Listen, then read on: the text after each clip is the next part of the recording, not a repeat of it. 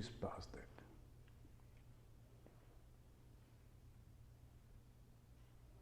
Quickly.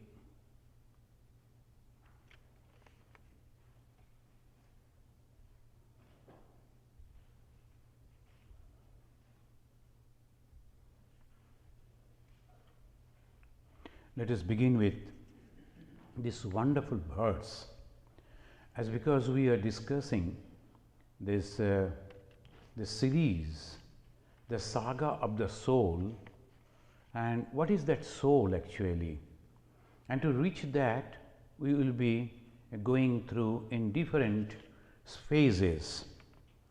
And this sloka, this mantra, it gives a wonderful idea. Naham manushyo nacha deva yakshaha na brahmana kshatriya vaishya shudraha na brahmachari na grihi vanasthava bhikshu nacha aham Nija bodha sarupa. I am myself. I am that is the divine, the wonderful way that gives the expression. And in Saga of the Soul, the first we discussed about the Charaibeti, because the human, they cannot stop. They should not stop. You should go on and on and on, moving forward. And that was a wonderful, the inspiration was given to them, Charaibeti, Charaibeti, move on and on. It is like the training that is given to the armed forces. When they are fighting, they are in the war, when they are chasing the enemies, many of their comrades, many of their friends falling down, dying, but he cannot stop, he should not stop. There should not be any emotion, the only one thing that should be in the mind to reach to the goal. That's why Swami Vivekananda, in his own excellent way, he has translated, arise, awake and stop not till the goal is reached. Arise, awake. Why these two words? Uttishtata, Jagrata. When you are getting up and then you are awake, and awake means to what? To that knowledge. I am not an ordinary being, I am not this the body-mind complex. I am divine. And that is why I have to strive, I have to reach over there. Yesterday I went to Indiana and I was talking with the people over there. This is the first time I went and that meeting was held.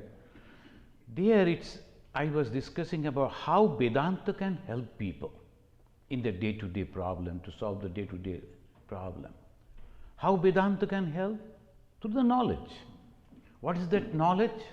That I am Atman, I am eternal, I am always happy because I am blissful. So that is the knowledge if we are having, then many things that is happening all around us in our life, we can. So that was the discussion.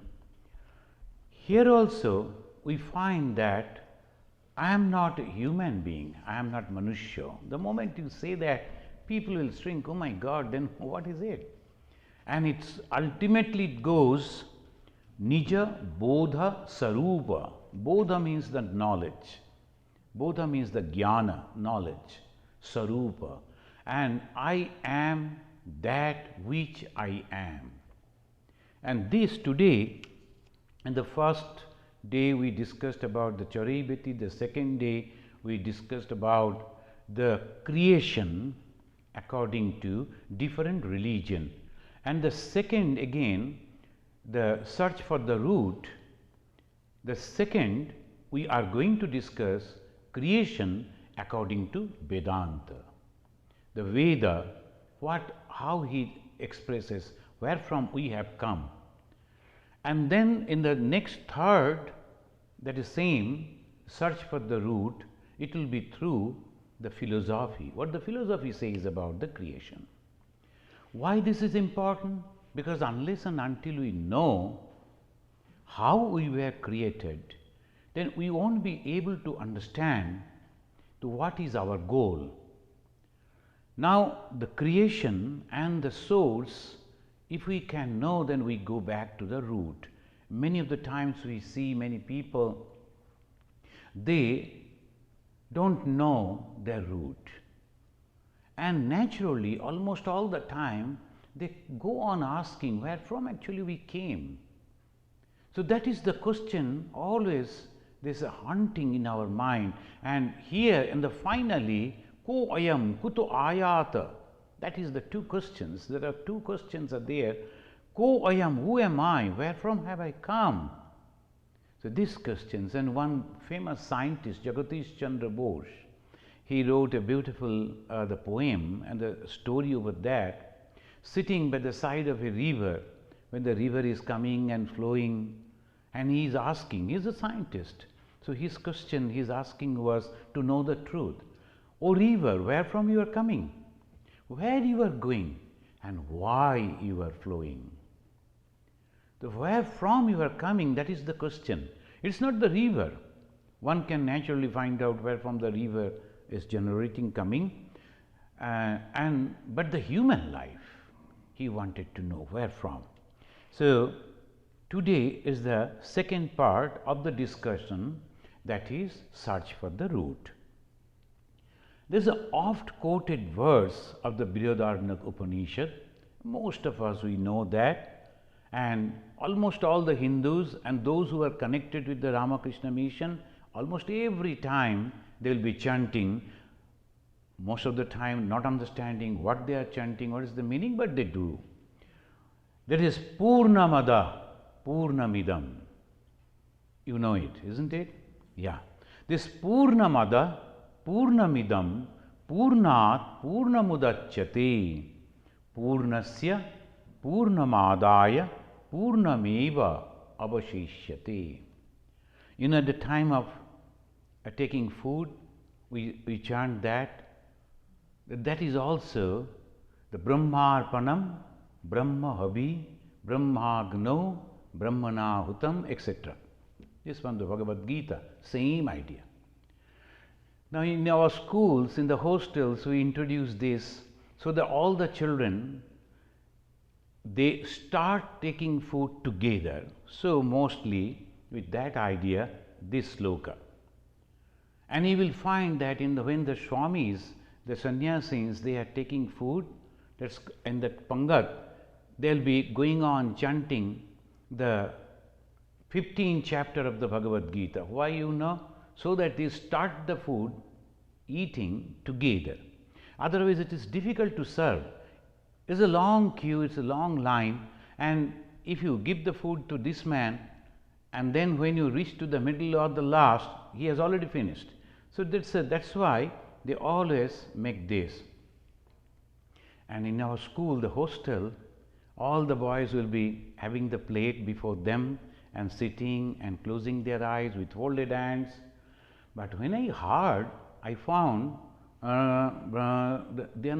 they don't know what they are answering, they are chanting, but only the tune they will go on repeating. Then I found it is of no use. Then slowly in our classes we started telling them, so this is the meaning. Meaning is the most important thing. When you go to the temple, our priest, they are chanting wonderful the mantras. At the moment you know the meaning of the mantra, that gives a total different dimensions.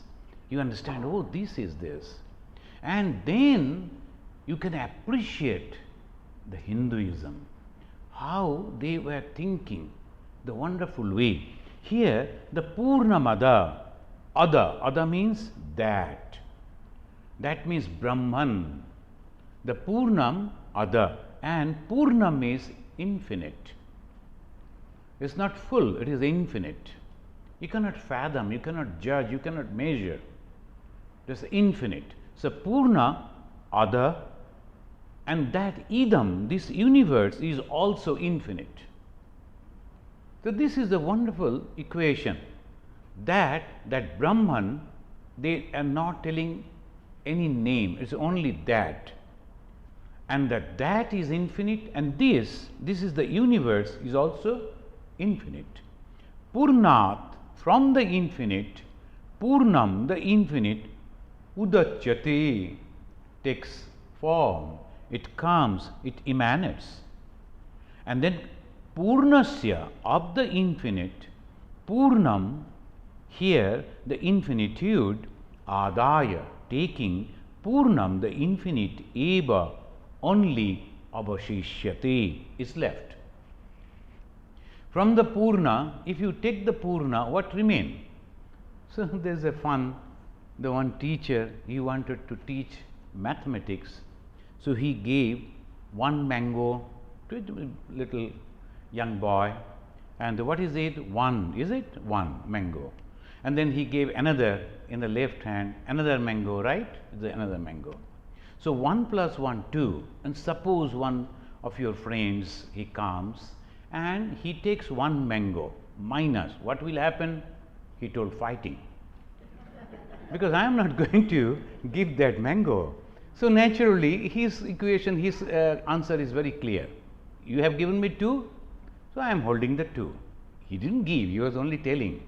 So that way always we think 1 minus 1 is 0 naturally, but here it says from the Purna, that is Brahman, when it comes the another, this universe is also Purna. This is very, very important, and slowly we will come to this, that Brahman is infinite, and this universe too is infinite, because it is Brahman that appears as the universe, and this is the answer how this universe came.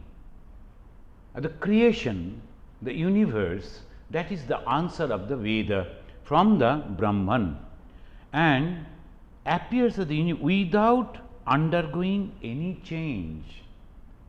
Look at it, that Brahman, there is a consciousness taking the form of the universe without undergoing any change. That pure Brahman, that is all this, and this infinite universe emanates from the infinite Brahman, assimilating the infinitude of the infinite, the universe, the infinite Brahman alone left. So this is the answer how this creation came. So this is the answer of the Veda. The creation came from Brahman. Now what is Brahman, etc., that question we will come afterwards, but before that we will go and see how the things are happening.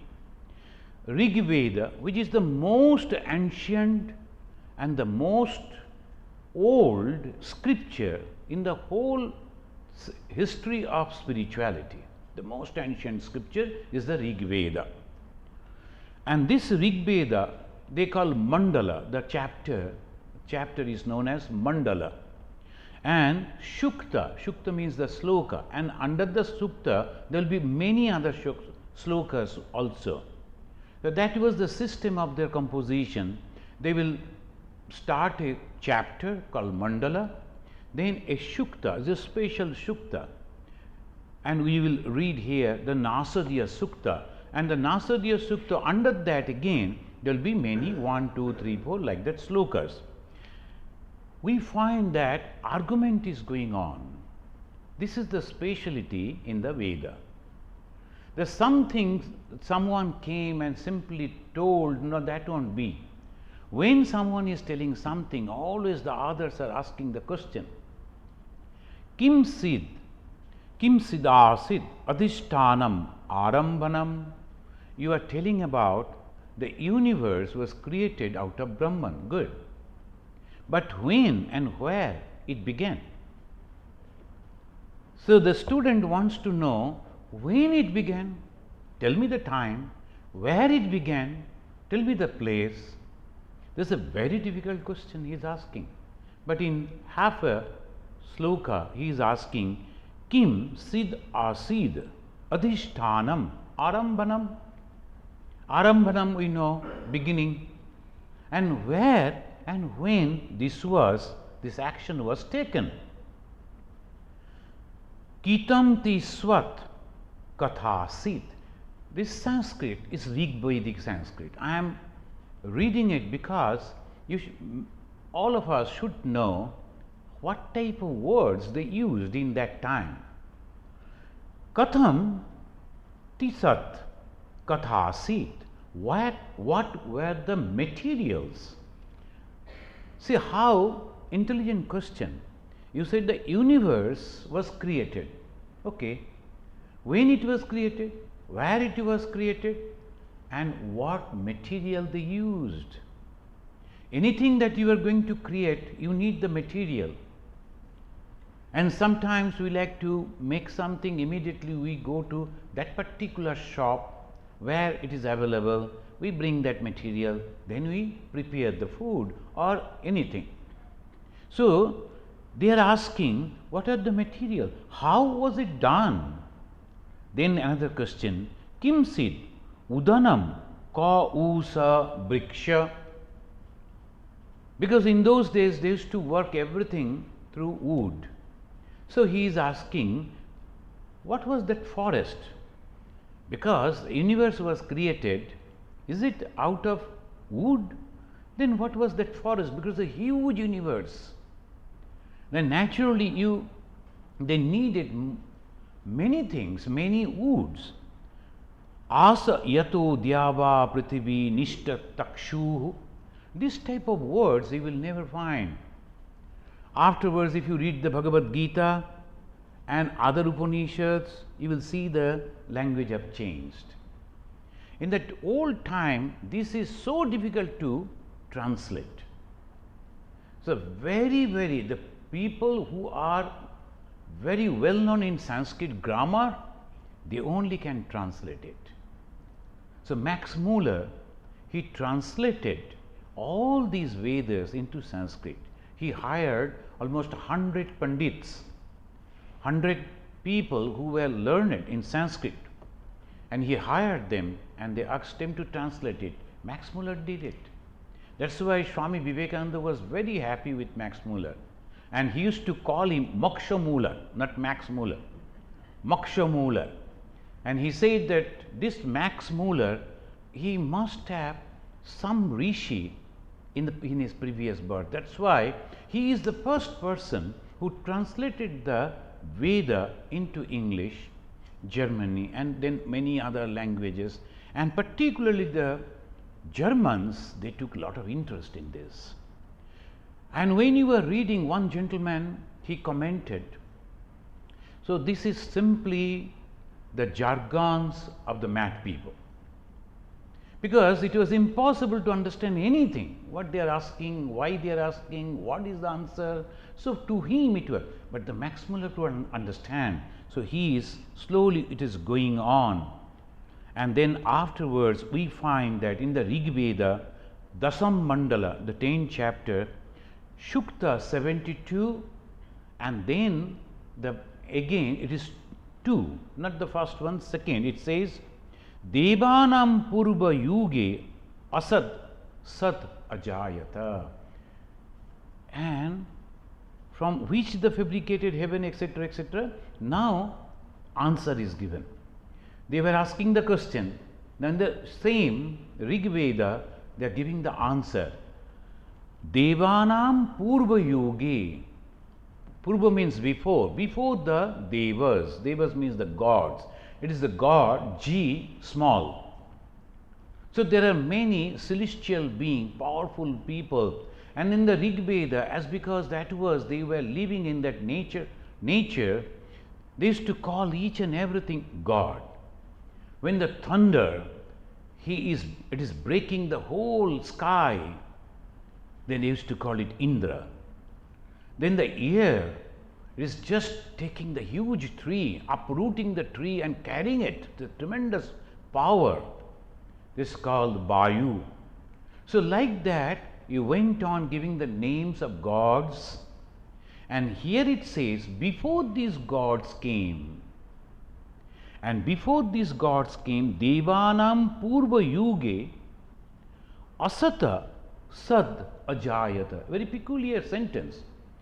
From nothing, something came. How it is possible? And then in our next class, when we will be discussing about the philosophy, and of course we will just overview that philosophy. There are 6 systems of Indian philosophy, and then of course the European philosophy is also there. So they are mentioning about how it is possible from nothing something is coming. Is it possible there is nothing, something is coming? It is only the magicians can do it. There will be simply, I saw that I was sitting in some cafe to take the coffee. They were showing in the movie. Wonderful, the person came and he made like this, and suddenly 2 pigeons came in his hand and he threw it. And the real pigeons, and if you see in the TV itself, you feel like clapping, mesmerizing. From nothing, something is coming. There was nothing in the hand, all this thing came. So like that it says, Devanam Yuge Prathame Asat Sat Jayata. From that nothing, something came. Then to explain this, it says, nothing means impossible to explain, impossible to express. The nothing doesn't mean that there is nothing, but how to express? Bhagavan Sri Ramakrishna said, Brahman cannot be expressed. No one could do it. And that is why, as if there was nothing. So from nothing, this something came. Tad asha annajayanta tad uttanapada spari. In the first age of the gods, the existence was born of the non-existent. The Yashka and Sayanacharya, they are giving this example because there is most of the people, they will misunderstand. There was nothing, something is coming. Is it possible? So obviously he says no. And there was something which no one could express. And that is the reason we feel as if there was nothing. So asat means not that nothing, something unexpressible. Now from that, the quarters of the horizon was born, and after them came upward growing. The horizon means we immediately, there is only one. Now the moment we see the horizon means division. There is a sky, then the field, and that is the horizon. The division is coming. By telling the horizon, they see divisions are coming. So first there was something which is unexpressible, then came something which can be expressed, and what is that? Sat Chit Ananda Sarupa Brahman. And from that came all these. Then came slowly the earth was born from the upward growing. The quarters were born from the earth. Then came Daksha and Aditi were born, the father and mother of gods. Daksha and Aditi. Aditi is the mother of gods, and Daksha is the father of gods. And in a very wonderful way they said, Daksha was born out of Aditi, Aditi was born out of Daksha. And this type of sentences confuse the people. And they say, how it is possible? In those days, the expression was in a different way. Now, they say the man was created by God, and out of man, the woman was created.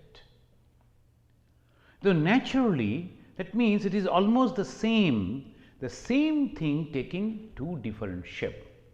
It's not a separate, same thing. We will come to that, and that's called the same God is having one side as a Purusha, another side as a woman. And this way it says that the Aditi was born out of Daksha, Daksha was born out of Aditi. There is no confusion because the same entity becoming the same. Bhagavan Sri Ramakrishna, he told, do not think the mother is separate from me. It is the same. Do you think it is separate? No. So that is the idea. One has to understand this. And this is the way they are expressing that something, that means which was there, which is unexpressible, from that something has come, and from that slowly it is coming down.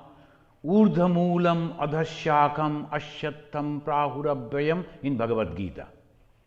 The same idea in a beautiful language, very clear language. In the Bhagavad Gita it says, Urdhamulam adhashakam ashyatam prahurabhyam chandamsi yasya parnani. It's a wonderful way they are expressing. But the peculiarity is the root is on the top. It's a tree.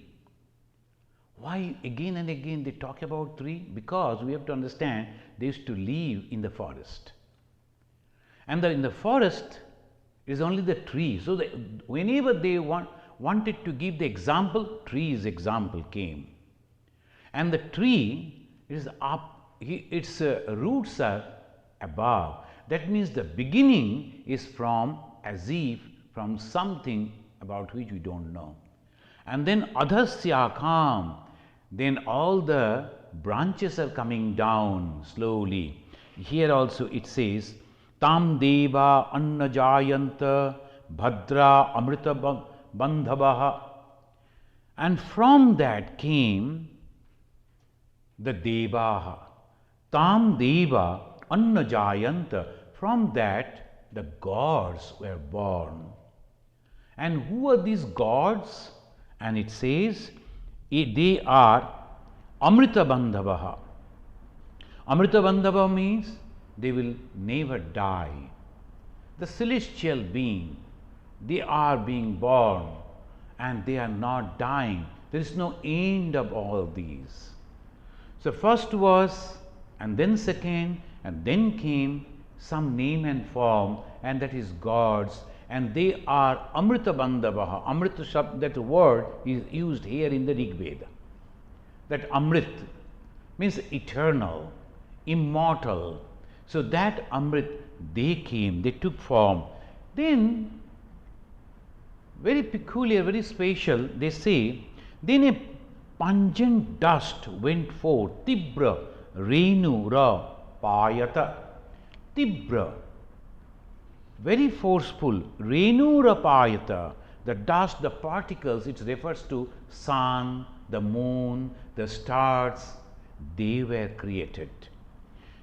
Then again came the clouds and the rain and the water and this life. We are discussing about how this creation came, the first unthinkable, unexpressible something, from that something about which we can think of. Then came the devas, the gods and the goddesses, and then all these. In the Rig Veda we find a very famous portion known as Nasadya Suktam. I think in the last year, one of our Swamijis, he gave a retreat on this, very difficult, Nasadya Suktam. So here also we find the same experience.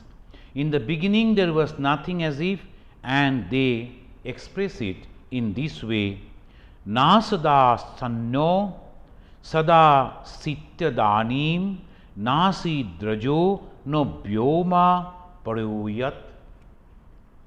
The non-existence was not. Again, it goes one step ahead. The non-existence, there was something non-existent about which we do not know. It goes ahead. In the Nasadya Suktam, it says there was nothing like non-existent, nor the existence was there. The world was not the firmament, the sky, not exactly the sky, the whole firmament, not that which is above the firmament. So what was there? The Nasadiya Sukta begins with this sloka, and it says, nothing was there. And when people came to Bhagavan Sri Ramakrishna and they were asking, please tell us about the creation. Who created this? Brahma, Vishnu, Maheshwara, who created? Sri Ramakrishna's wonderful answer was, you have come here to eat mango? Enjoy mango. Why you are going on counting whose tree is this and how many branches, how many leaves? It's of no use, because unfathomable. You won't be able to conclude. See, here the same thing.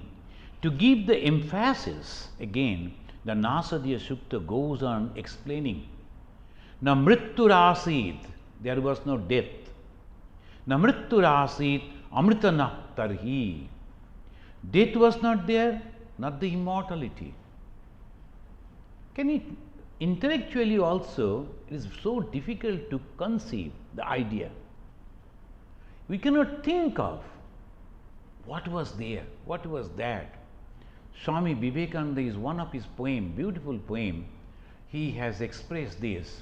When you slowly go in meditation and slowly all these worlds are vanishing, and then ultimately only I consciousness remain, and after that also the I also vanishes. And what remains? One only who is experiencing can experience. It cannot be expressed in words. But they are trying in the Veda, Rig Veda, they are trying. And it's not just they are writing, they realized it. After the realization, after the revelation, when we know the knowledge, how we know? First is pratyaksha, the direct knowledge. Then anumana, inference. Then pramana, through the books, through the Vedas. And then another is anubhava. These are the fourth. The last one, the anubhava. That anubhava means they feel, they realize, and then they come out with that knowledge. Unless and until you feel you anubhava is there, it is impossible. You won't be able to express it that way. Sometimes some people, when they are coming and asking question, have you seen God? Of course, we have some answer like this. We say, you are not Narendranath, I am not Sri Ramakrishna, don't ask this question. Because I won't be able to give you the answer and you won't also understand, so forget it. But the thing is, when Narendranath was asking this question, many people, they were telling in a different way, oh, you have a beautiful eyes, you will surely see God. But when he came to Sri Ramakrishna, as they always say in English, pat came the answer. Immediately, without thinking, without waiting, without hesitating, he said, yes, I have seen God. That's called anubhava. That's called revelation. That's called the realization. And that's why when he said, I have seen one person, he was not knowing the Jesus, but he saw that person full of compassion, the wonderful eyes, and the tall, and he was giving the expression. And then afterwards he came to know that that is Jesus. Isha Moshi, in Bengali they call Isha Moshi, that is the Jesus. And his description, one of his disciples, when he was coming to Europe, he stopped over there in Rome, went and saw, that is the oldest, the painting of Jesus, the same description. The same type of long coat and same the whole. How could he see that? Sri Ramakrishna, he only heard the name perhaps, but he saw Jesus. He came and merged in Sri Ramakrishna. So this is revelation. Some people may say, oh, this is nothing, we don't believe. You need not to believe. Because the pratyaksha, the direct perception, direct knowledge, how we direct knowledge? By seeing, by hearing, by smelling, by tasting, by touching. These are the 5 organs we are having. And by seeing, what we are observing, is it true all the time? No. Many times when we see something and we think, oh, this is this, we go near and oh, no, it's not. With our own eyes, when we are seeing something, we are seeing something wrong. How it is possible? And when we are hearing something, I was telling them yesterday my experience. When I first came here in America, it was so tiring journey, and then afterwards I was waiting. They took me to that immigration, and they asked me to sit. And that was the first time I was listening the American pronunciation. Of course, when I was in country, I was trying to listen in the movies the American pronunciation, but it's mostly easy. But here, when they were announcing the names, it was impossible. I was thinking, every time they were announcing, I was raising my hand, thinking that it is me. Almost the same word as if Ishatmananda or Swami, something they are telling. And they understood and they said, no, not you, something. So it was going on 2-3 times. Then I thought, so they will take time.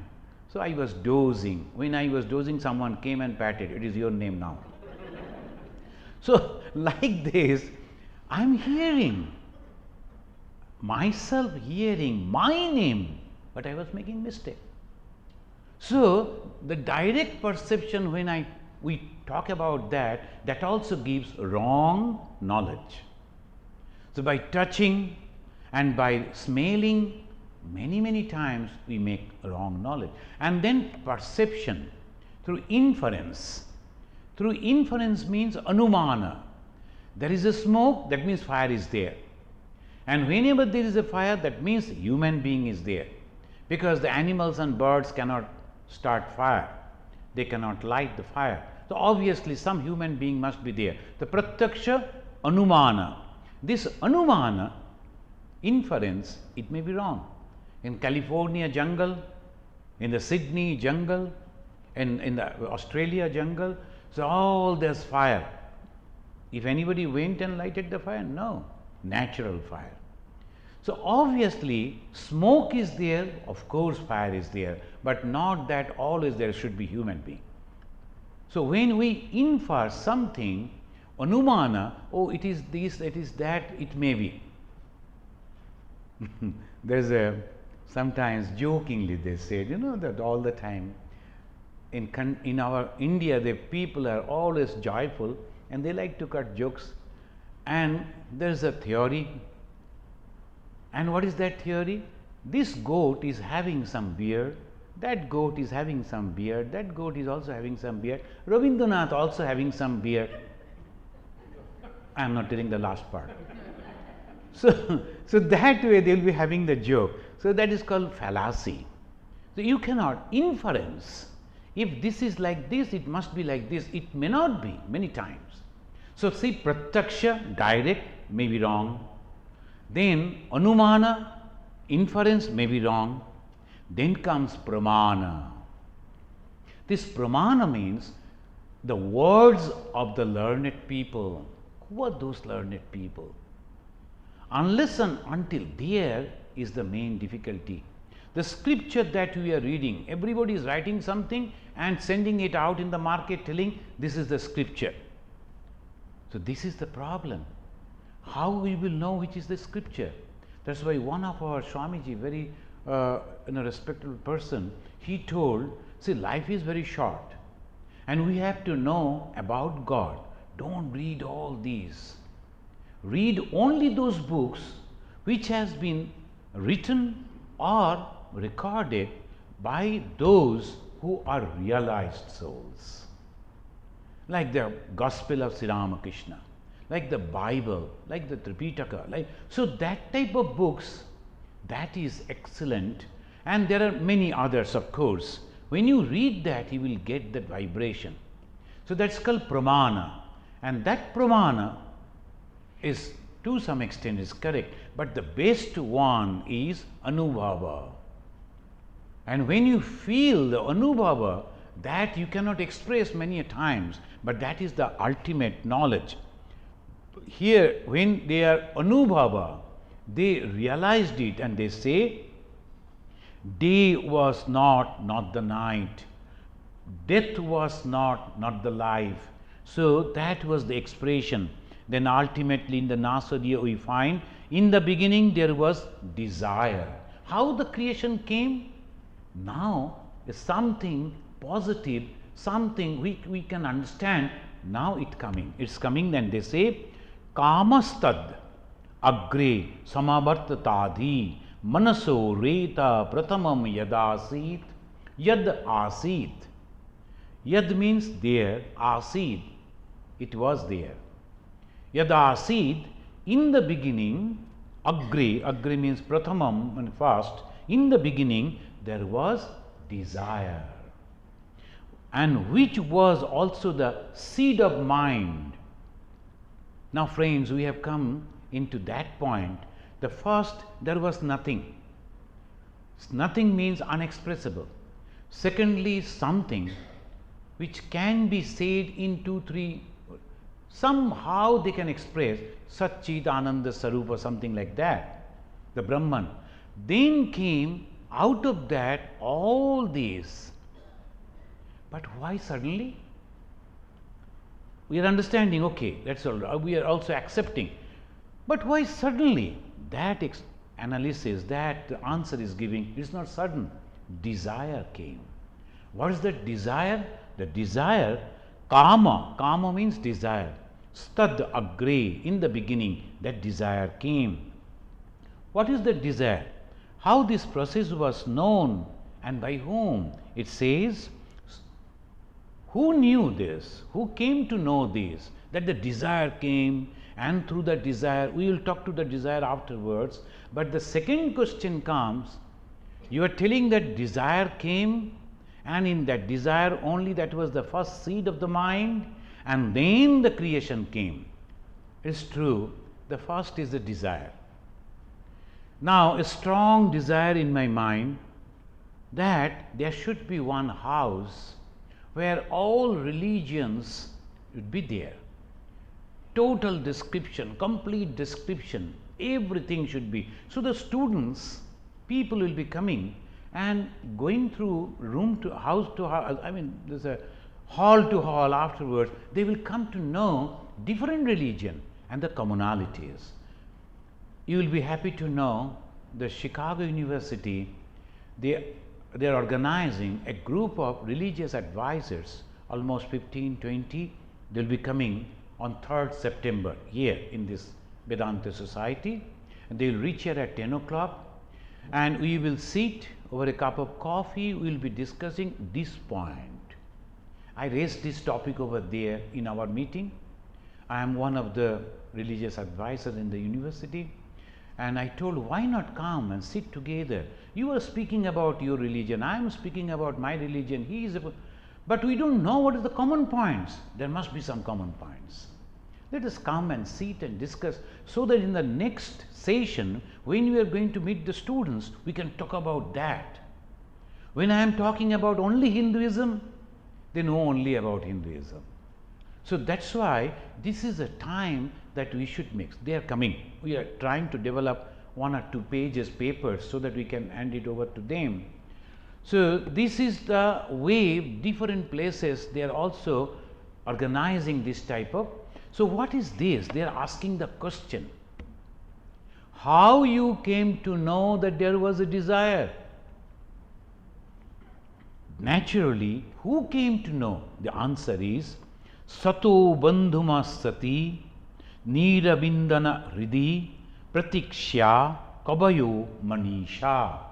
This is sages, having meditated in their hearts, have discovered by their wisdom the connection of the existent with the non-existent. Now come to a place, we come to that we can understand. And that's why the Veda is called Apaurushaya. Apaurushaya means it was not composed by any human being. The human being, when composing, they think with their intellect and then they will be composing. But this was revealed. It came in their hearts and they felt it, they saw it, they realized it, and then they gave the expression. And here comes afterwards the desire. Brihadaranyaka Upanishad, we were discussing from Rig Veda. And on the basis of the Rig Veda, Sama Veda, Yajur Veda, Atharva Veda, then came the Upanishads. And it's a huge Upanishads. And Upanishads are called Vedanta, the end of knowledge. And this, they are also taking the hint from there, they are explaining. Brihad Aranya is just like a huge forest. So the name is Brihad, big, Aranya, forest. So many different thoughts, so many varieties, so many ways of expression, unthinkable. So in there they speak about the desire that rose and how it was referred. They referred it that. So akamayata dityo ma atma jayate iti. Most of the time, many of us will be quoting Ekaham Bahushyama Vihi, but there is no reference. Maybe someone, just because it is very simple to understand, he coined and they spoke in this way: Ekaham, I am one, Eka, one, Aham, me, I am only one, Bahushyama Vihi, I want to be many. So this way the desire comes, as if the same desire came. So means that akamayata, kamayata means desired, that desired. What? My second body be born, may my second body be born. I am one, let there be a second body. Again, in another mantra, it is expressed, Ekaki ramate sa ditiyam aichat. Ekaki, alone, ramate, moving, sa, that, ditya, second, aichat, desired. Let there be someone whom I can talk with. So this is the desire in the mind of whom? That Brahman. And that's why it is not he or she or any name or form, so they are mentioning it that. Eat, like this. So imam eva atmanam divedha patayata tata patischa patnicha abhavatam. And then what he did, because our conception is that whenever there is a creation, we need a man and a woman, a husband and the wife, father and the mother. So here they thinking the same about whom we were talking, that there was nothing, nothing and nothing, and now coming into being, as from that two forms he took, one is male, another female. So this is the difference between that Abrahamic among that Abrahamic religion and Hinduism. Here it says the God, in the Abrahamic religion it says God created, and here it says that which is consciousness created out of itself. There was no something else anywhere. So out of itself it is creating, and that only for a desire. I am alone, I want to be many. I am alone, I need someone. How he created? Out of that consciousness, he took a form as a male and a female. There's a beautiful image. I have forgotten that name of that particular place. It's near Bombay. You have to take a boat and go to that. It's a small island. Elephanta cave, right.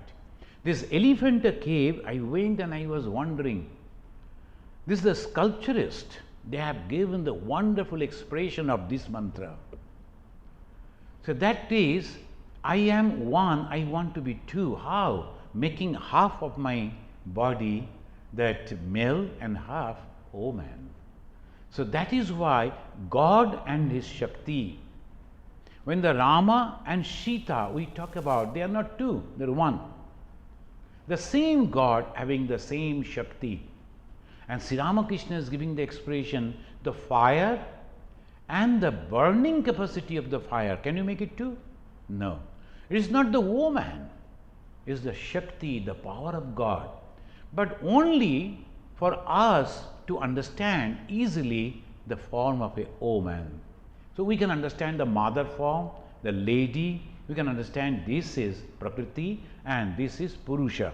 So this way, Sa imam eva atmanam dvedha, dvedha means divided into two. Patayat tata patischa patnischa. Pati and Patni. That's why in Hindu tradition they say Pati and Patni, they are one, they are not two. And you cannot think of separation. Pati and Patni, they must be together. It's a wonderful conception. Afterwards, they tried to give it in the world. Why? Because it is the whole generation is coming, human society is coming from that only. So we have to understand we are not animals. Animals also having their progenies, but there is no conception of the father and mother. In human being only, we have the conception of father and the mother. And then is coming the family. The father is taking care of the children and the family. Mother is also giving her love, her affection, and everything that she is possessing for the family. So the human is born. Human being is coming up. And this human society. And that is why the marriage is an excellent institution, very holy institution. Sometimes some of the people, modern people, they always think that everything should be new, and to make the new, something new, they do not understand the basic thing. That is very wrong. Afterwards, the result will be devastating. The human being, they need the love, care, affection. Yesterday, when I was talking how the Vedanta can help us in our day-to-day life, this is the teaching. We are all alone, and I am growing my ego. I know everything, I can do everything, I am alone. And then when I am married to someone, the clash of ego. So that is the difficulty. So there is a church, again there is the office for what do you call? Divorce. Is it good? Not at all.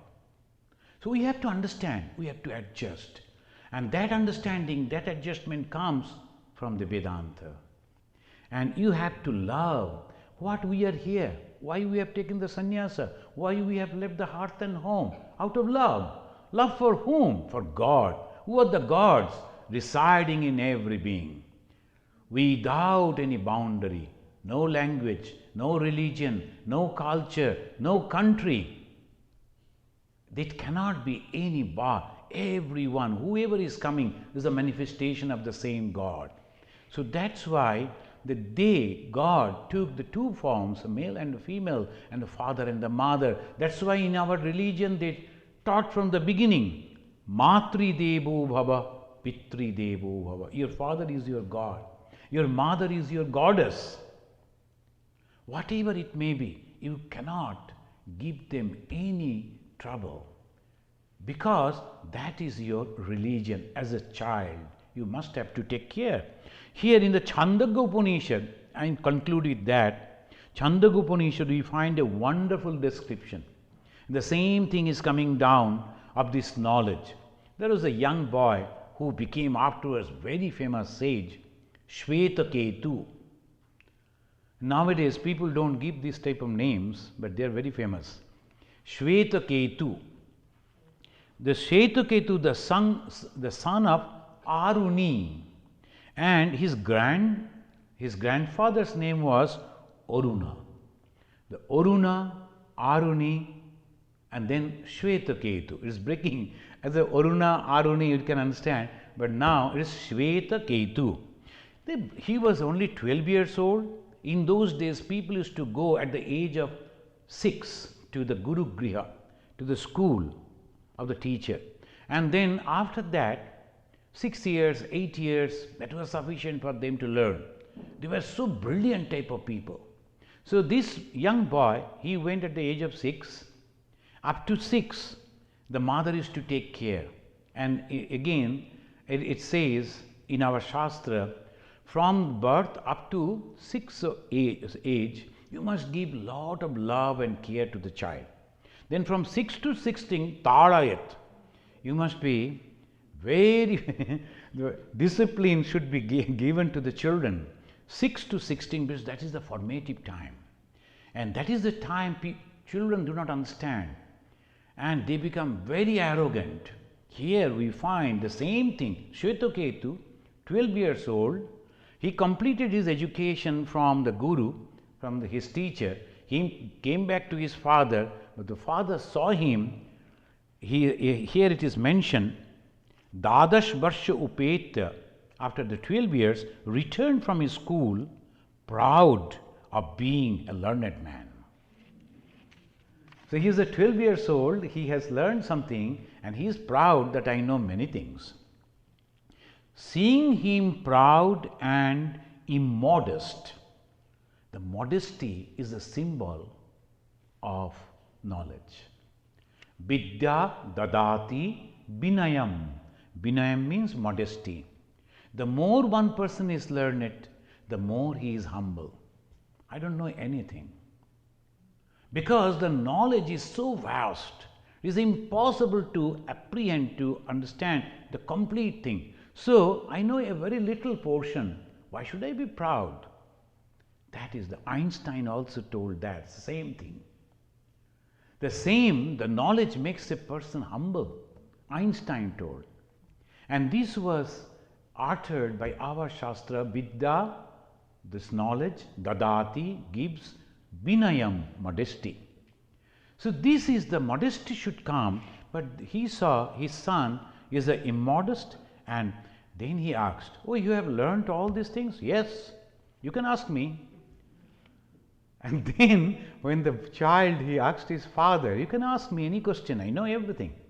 Then he asked, Ena asrutam srutam bhavati amatam matam abhigyatam vigyatam iti, through which the unheard of becomes heard, the unthought of becomes thought of, the unknown becomes known. Do you know about that? Then he was confused. What is that? My teacher didn't tell me that. It was not in our curriculum, it's not in our. So immediately he is giving the blame to the teacher. He didn't teach me. What is this? And this is as by knowing, and his father is telling, you know, as by knowing a lump of earth. I am not telling the whole story. This is very interesting. As a 6th chapter and of the Chandogya Upanishad, if you read, it's beautiful. The conversation, the son and the father. As by knowing a lump of earth, all things made of earth become known. Similarly, if you know one, you know everything. And if you have not known that one, you have not learned anything. Now, those who have studied the Gospel of Sri Ramakrishna, the very first page of that Gospel, one person, he is aiming, and another person who never attended any school is rebuking. Do you think you are a knowledgeable person, educated person? How come? And naturally the aim, Sri Ma, who used to note down the conversation of Sri Ramakrishna, that was the first meeting, and he was wondering, in our country, we have those who are the masters have the right to rebuke. And here it is so difficult. If you raise your voice, immediately the other person complains. Why you are doing like this? Even if when you are angry, you have to tell very smoothly, see, I am not happy with you, can you please come afterwards? So, in our country, we don't have that type of patience. Hey, don't come, no, go away, afterwards come. So, they understand that this is this. Now, the whole thing is changing, the society is changing, all apparent, but within the heart, empty. But in we grew up in that society, within our heart full of love and full of concern. But sometimes the expression may be a little rough because that is the good teaching for that particular person, that moment. So anyway, society changes, I am also learning. And here they say, by knowing the one lump of clay, you know the whole. Similarly, Sri Ramakrishna told in his Bengali, ek ke janan naam gyan, and bohu ke janan naam agyan. When you know only one, that is knowledge. And when you know many, that is ignorance. So that what we learn today, and it says again, Sadeva samma idamagra asid, eka meva aditiyam. In the beginning, this was existence alone, and one only without second, and that one created this whole universe, and tad sistva tadeva anupravishat. After creating, it entered into it. And that is why Swami Vivekananda said in his Raja Yoga, each soul is potentially divine. It's not simply he made that statement, no. This is based on the truth that has been proved by the scripture. Each soul, it is not Hindu, Muslim, Christian, Buddhist, or these or that. Each and every soul, potentially divine. Then he said, the goal is to manifest the divinity within. And the laksha, our goal is to manifest the divinity within. We are trying to become a doctor, an engineer, a scientist, and these and that. None of us is trying to manifest that divinity because we do not know. And the result, suffering. After being all these things, we suffer. Why? I wanted to become a professor. I became a professor. Then why I am not completely satisfied? Why there is still desire? So that is the question we have to ask, because our ultimate goal is to know that I am Shiva. So this, it says, each soul is potentially divine. The goal is to manifest the divinity within. How? By controlling nature, external and internal. So that is the whole teaching. Thank you, friends. In our next class, we will continue this subtitle, Search for the Root. Here, according to Veda, one without a second has become this creation with so many varieties, millions and millions of varieties, but the same one has become so many. The next question in the philosophy that we will be discussing in our next class, how one can become many? And when one becoming many, so naturally one is exhausted. As a cup full of milk is there, out of that milk we have made 5 or 6 sweets, naturally the milk is no more. The same milk has taken the different form.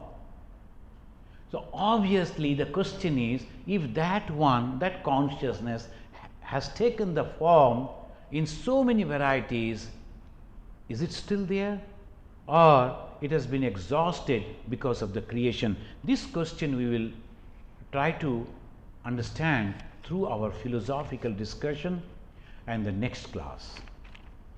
So let us again chant these. This is a repetition and reminding that I am divine, I am divine, I am divine.